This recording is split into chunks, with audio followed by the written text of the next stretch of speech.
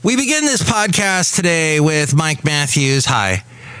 Telling you about someone that I once met at a big shindig in San Francisco off Montgomery Street. Back when the only way, actually one of the few ways to listen to podcasts at this time was through an app called the Stitcher app. In fact, I was doing a video of one of my podcasts recently, and I was wearing a Stitcher t-shirt. Stitcher no longer exists. It was bought up by Pandora and I think Sirius XM, which, interestingly enough, Warren Buffett just bought a bunch of shares of them.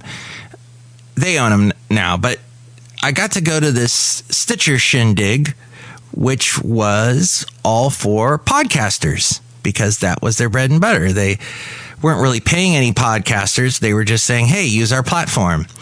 But they did throw a party with lots of pizza and soft drinks, no beer.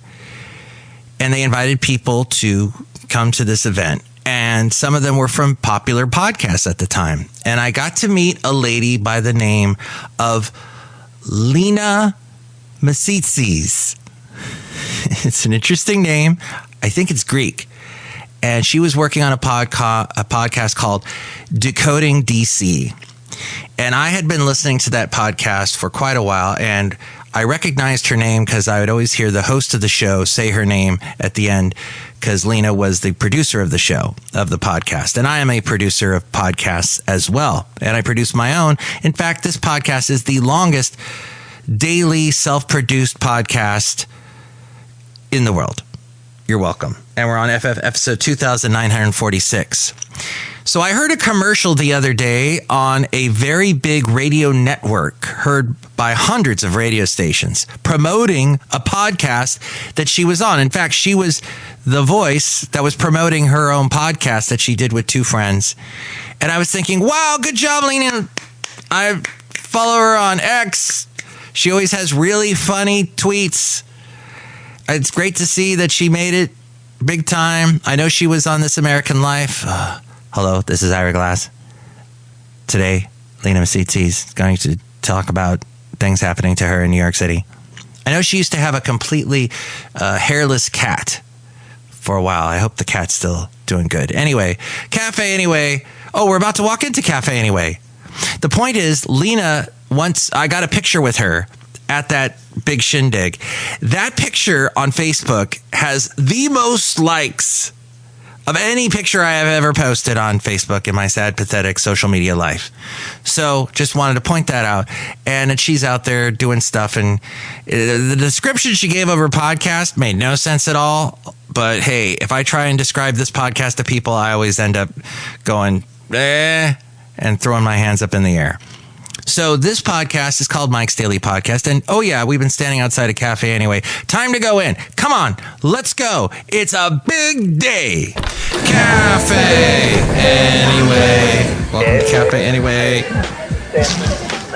Mike's Daily Podcast. FF episode 2946. Mike Matthews here at Café Anyway, somewhere in podCastro Valley, the last place on earth. Mike's Daily Podcast. In the land of Ameritopica, Mike Matthews. How are yous? I hope you're doing good. You should stay calm despite what could happen. Either way, if it's not the way you want it to go, stay calm. Don't you know everything will be fine? To calm yourself. Mike's Daily Podcast. During this election time, there's been some suggestions. Mike's Election Daily anxiety. Podcast. Yeah. The LA Times, which by the way got into a bunch of problems because they would not endorse who they wanted to endorse. Neither did the Washington Post. Neither did. And then so the Washington Post had all those issues with not Elon Musk, the other guy, the bald one, Jeff Bezos. He said, "Hey, I don't want this paper should not endorse anyone because it gets into it's just, we've been an independent paper. Why should we be partial? Is what he said. And immediately, like, 250,000 people canceled their subscription to the Washington Post, and a lot of people quit. Well, somebody on the conservative side quit too. Conservative radio host Hugh Hewitt resigned from his contributing columnist role at the Washington Post on Friday after storming off the newspaper's live show over a disagreement with his colleagues. His resignation came after an appearance on First Look, which is the Post live show hosted by, I didn't even know they had this, hosted by Jonathan Capehart alongside Ruth Marcus, an associate editor and columnist at the Post, during a discussion over former President Donald Trump's legal efforts in battleground states. And here's today's podcast picture. Oh, the podcast picture. Yes, so the last one was of a cool pumpkin, because I needed to put one last pumpkin on mikesdailypodcast.com for the podcast picture. This one I think we'll do of a recent trip to Pacifica. And a nice calming beach picture would be soothing at this time, because it's all about soothing you at this level, I guess, because of what's going on. So let's see. It says here that, what? The late great Basil the Boxer has some things to say. He said, go and stay calm. Get to the root of your anxiety, say the people there at Vox.com. To properly address your fears, you first need to specify what triggers you're feeling anxiety about, beyond not wanting the other side to win. What specific policies or issues impact you the most? It might be reproductive rights, the economy, immigration, or war abroad. Identify your top 3 issues and try to share these worries with family, a friend, a supportive online community, or mental health professional. This is from Vox, by the way, which is very left-leaning. Knowing the causes of your fears can help you anticipate and guard against them. Research shows when people were asked whether they expected to be stressed about the election the following day, they reported worse moods and were more likely to rate their physical health as poor, regardless of political affiliation, age, or gender. You might also ask yourself why these issues concern you. If reproductive rights are your top priority, now that's legit. Maybe your deeper fears center on being unable to receive life-saving medical treatments. A lot of this comes down to safety. However, you can anticipate your stress and get in front of it. There's a thought exercise you can do ahead of encountering something upsetting to slow your thoughts and talk yourself through your anxiety. Take a few minutes and think about why you're stressed, how it's related to the election, why this contentious issue exists in the first place. It really is focused on mental engagement and perspective taking, trying to understand where did this thing come from, why is it here, and to fully understand it rather than trying to solve it. Something that helped me, so I have to admit I was a big Hillary fan in that election. I did not trust Trump all I knew him as was a reality TV guy. At least to me, Hillary had some experience. She had been our Secretary of State. I knew people who had worked with her. I knew that it was a safer road, in my opinion. I can't believe, what the hell is this place anyway? Café Anyway is what it is. My mom, however, loved Trump, so we had some debates. But the day after, I was working as a producer for a radio show, and I still do the podcast for Rob Black. He does a lot of economic, financial news, talks some strategy as well on the radio. And the morning of that, Trump had won. And remember, Hillary, she conceded pretty early on. So that was a calm election compared to the next one. But okay, so she was not going to be our president. And this is what Rob said. He goes, look, this country's been through a lot. It's been through 2 world wars. It's been through multiple pandemics now. It's been through an impeachment of a Republican president before. Now we've been through 2 war impeachments. There could have been an impeachment of Joe Biden had he not decided to step down, or not step down, but decide not to run for another term. I think if he had stayed in the race, Marjorie Taylor Greene and the rest would have gone after him. At any rate, we've been through worse, is the point. Anyway. Café Anyway. So, when he said that, I was like, you know what? He's right. And you know what? We did get through 4 years with Trump before. So, if that's what's freaking you out, if you are not a Trump supporter, I say that to you and all this other stuff. If you are, as we go outside of Café Anyway, where we bring you Mike's Daily Podcast somewhere in podCastro Valley, in the land of Ameritopica. Oh, and by the way, as you probably have noticed, I recorded this before any of the results of the election came out. So you at this point know way more than I do. So consider yourself superior to me. You are very much smarter, my friend. I tip my hat to your intelligence. So you know whether Kamala's ahead or Trump's ahead. At this point back here where I'm recording this, from everything I've heard, Trump is slightly ahead. So if Kamala should get ahead, and I voted early on, and I basically engaged in the thought process of, well, you know, Biden. Good morning, Mr. Matthews. Thank you, children. Biden was in power for 4 years. And if you wanted Kamala to win, well, Kamala was sort of in power for 4 years, and for not even, was it 6 months that she basically ran, where she basically picked up the mantle and took off, grabbed the torch and ran? That's not much time at all. It's not much time to prove to the American public what you can do. It's a very short time to, I mean, gosh, it's like those planes that take off on a battleship. They've got like 0 runway, and they got to get catapulted up into the air. So she had to do that, basically take off running, hit the ground running.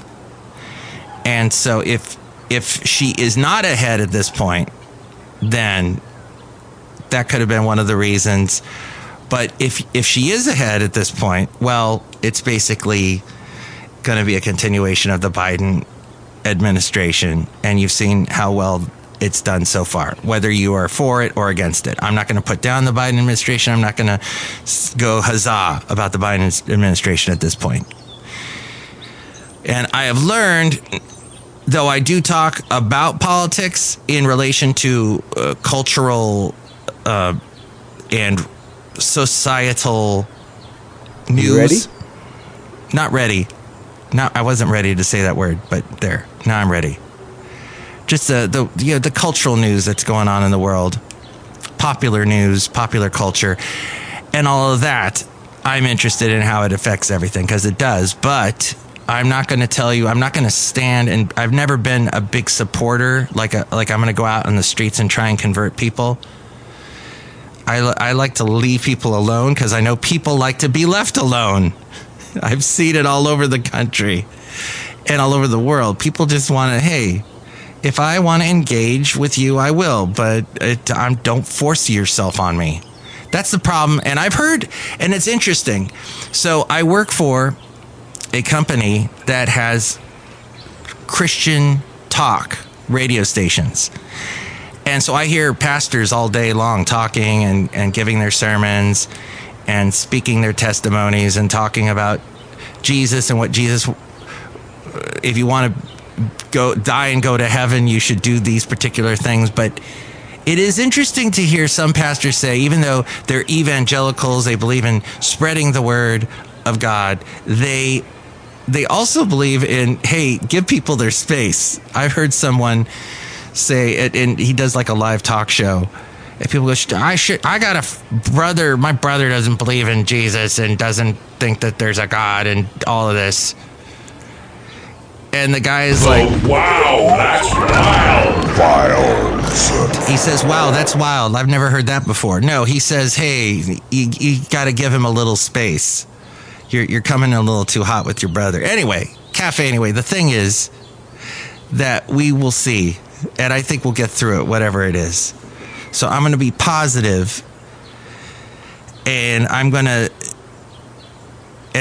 suggesting to you, whether you're a Democrat or a Republican, to hang in there and remember that this country has lasted now 250 years, just about. We're going to have our 250th anniversary coming up soon. I forget what they call it. The Centennial.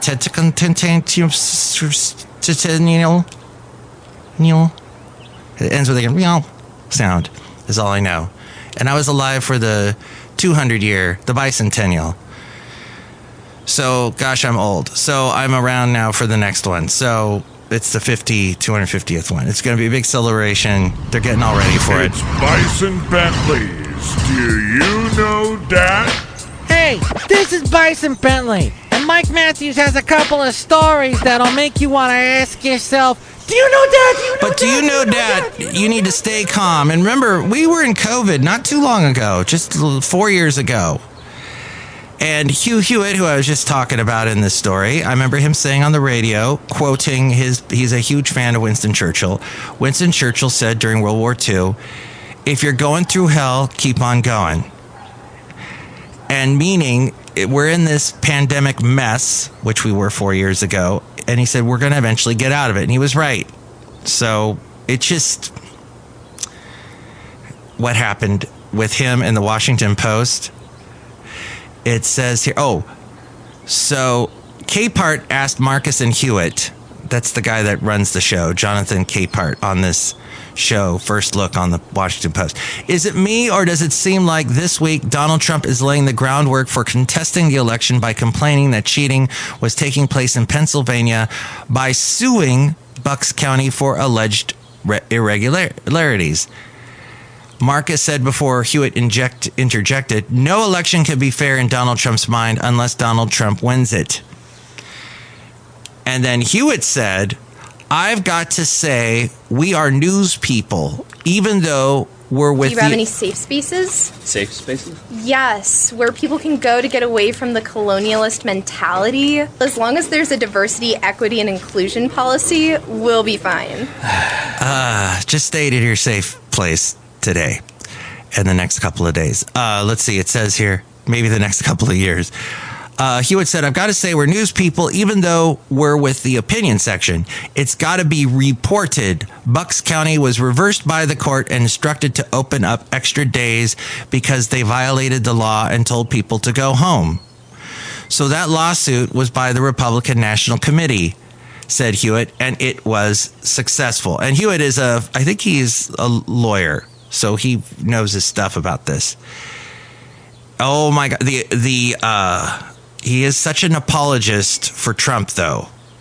And I know deep down he doesn't want to be, but he's got to be. So Hugh Hewitt goes on. He was referencing a recent successful bid by the Trump campaign and RNC to extend mail-in voting in the Philadelphia suburb. The campaign filed a lawsuit claiming the county had illegally turned away many voters before Tuesday's 5 p.m. deadline to apply in person. A Pennsylvania judge sided with the trio on the same day. And then Hugh Hewitt said, we are news people, even though we have opinions, and we have to report the whole story. That's enough. Put down the mic. Oh, no, wait. He's defending you. Don't tell him to put down the mic. And we have to report the whole story if we bring up part of the story. So, yes, he's upset about Bucks County, but he was right, and he won in court. That's the story. Okay? Everybody agree with everything so far? No? Well, Capehart didn't.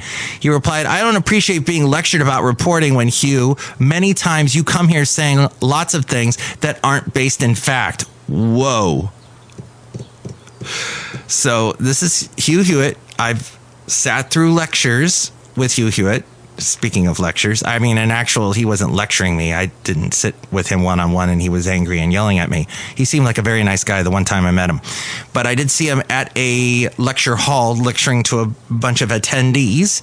And he seemed very smart, very on it, had thought through things some kind of logical way. Note to self. Note to self.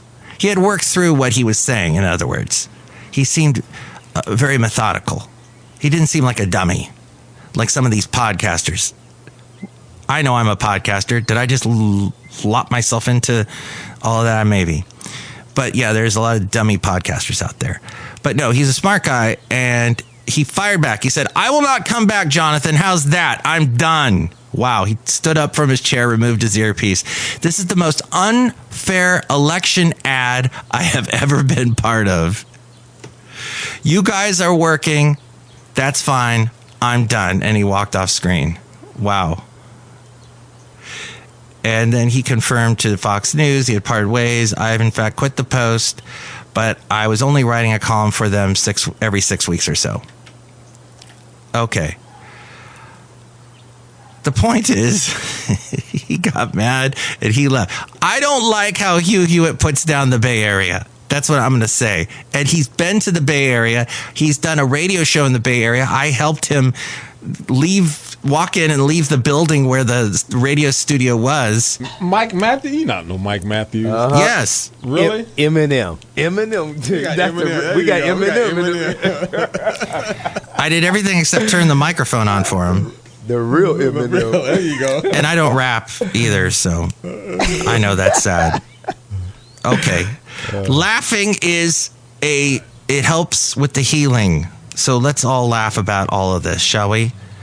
But the thing is, that's pretty much it. Look who's outside. Hello, Mike Matthews. It's Chely Shoehart, gift shop supervisor. Wow, it's a big day today, Mike Matthews. Everybody should get one of my patriotic snow globes. So that was did you like my little story there with my brush with greatness there when I met a celebrity? Another Republican-leaning celebrity I met was Lee Greenwood. In fact, there's an interview with him at mikesdailypodcast.com. And a very nice guy. I do voices. I used to do voices on the radio show called the Santa Fe Cafe, and he was all excited about that because he wanted to do his Donald Duck voice, so he did it. And then what's interesting and why I bring up Lee Greenwood is John Oliver recently did a thing about him on his show. And John Oliver pointed out how Lee Greenwood is very opportunistic, entrepreneurial. And he likes to He likes to get paid. They laugh at him. John Oliver got everyone to laugh at Lee Greenwood. Oh my God, man. Because he seems so cutthroat when it comes to his song, God Bless the USA, I'm proud to be an American. And in fact, that song has been somehow it's locked into when you become an immigrant. When you become a citizen, as you immigrate to the United States and you become a citizen and you pass your test and you are now an American citizen, they play that song for you after they give you the little American flag. Which I had a roommate that lived with me for a short while who was a student, and he actually had immigrated from Hong Kong, and he became an American citizen. They gave him a flag and they sang to him. And anyway, Café Anyway, the Lee Greenwood song, God Bless USA, gets played for you.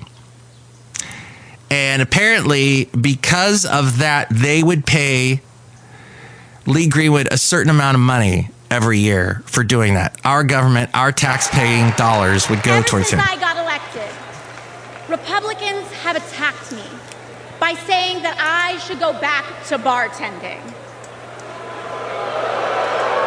But let me tell you, I'm happy to any day of the week because there is nothing wrong with working for a living. Yes, even if working for a living means singing a song that you recorded decades ago. Decades and decades ago. That song came out, was it the early 80s? Late 70s? Something like that. So he had a big hit with it, and I got to interview Lee Greenwood shortly after 9/11. And oh, by the way, he also made some comment about he's proud that he gets to sing that song and make money off it. He's like, at least I didn't make money off of Margaritaville or Purple Rain. So he was putting down the late Jimmy Buffett and the late Prince, which was odd, but okay. There are many people that could argue that those songs are better than that one, but that's subjective. The thing is, Lee Greenwood, when I interviewed him, he wanted Burgermaster. He wanted a burger. No, he didn't want a burger, but he did want to do Donald Duck. And then I was about to play God Bless the USA, because you got it when you interview Lee Greenwood, and he makes money off of it anyway, so whatever. And he goes, oh, okay, wait. And so I had to stop recording because we were recording this. We weren't live. And he goes, let me run out to my car and get you the latest version that I recorded. And he wanted to do that, I think, and I don't exactly recall, but I know he had an album on his own label or a new label that he was going to get more money off of the royalties from the sale of that album. So he wanted me to play the newest version so people would buy that. Oh, would you look at that? Another human being with a smaller creature attached to a leash. Hi, I'm JD Vance. What's that? Are you asking what kind of breed he is? For how long? For how old he is, or how long I've had him? How long have you been walking? I'm sorry, are you asking how our walk? Okay, good. I love to mingle with the people. Here comes another one now. Hi, I'm JD Vance. How did you install those little wheels under your feet? You mean my rollerblades? Okay, good. So how long have you been walking? Walking where? Okay, good. Okay, good. He's very inquisitive, and he will get to run for many, many, many other elections, as will Kamala Harris, as will Tim Walz. Trump, he's up there. Whatever the outcome of this evening, and as I said earlier, you know way more than I do, and I'm saying this again, so I apologize for saying it again, so I'm saying it again and again and again. But you are very intelligent. You know what's going on. You know the outcome already before I do, or where we're going, the general direction. Even if he wins, even if he loses, he will most likely never run again for anything ever again. This was it. And he knows it. And the past several days, he has shown it. There's a wistfulness. There's a gleam in his eye that's saying, oh, I'm coming to the end. You know, like, oh, this party is finally almost over. So it's interesting, that part. Okay! I don't even know what that means, but I love it! I love the fact that we are going to be a bunch of running kids running around saying no anarchy. Let's get through this. Let's deal with the outcome. If Kamala wins, let's not have some weird militias appear and hurt people. If Trump wins, let's not have a bunch of riots in the middle of cities, as has happened on occasion when really pro-Democrat Party type ideas are being pushed down. Somehow there's this release where there's violence in the streets. That's no good. So hopefully we'll be a peaceful, wonderful country that you can brag to all your relatives in Europe or Australia or Africa or some Norway, Hong Kong. You can brag to them about that you listen to Mike's Daily Podcast and that you live in a great country. Hopefully that will be the outcome out of all of this. And you have patriotic snow globes, Chely? Yeah, Mike Matthews. Gosh, I've been waiting here forever. Yeah, they're really cool snow globes that when you shake them, there's all these little American flags floating around. And there's the Statue of Liberty in the middle. Lady Liberty, Mike Matthews. That's wonderful. Her voice is so soothing.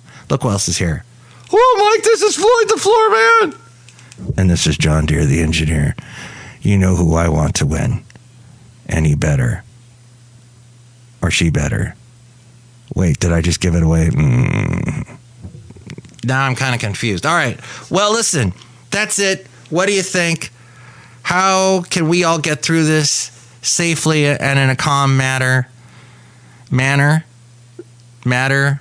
Whatever. What do you think? Here's the call number phone thing. Call Mike at the Café Anyway hotline.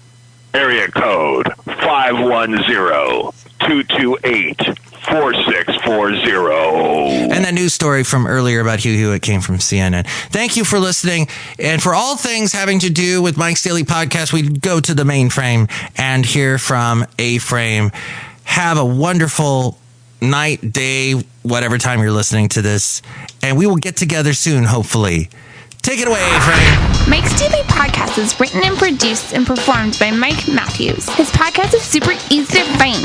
Download or listen to his show and read his blog at mikesdailypodcast.com. Email Mike now at mikesdailypodcast@gmail.com. See you tomorrow. Bye!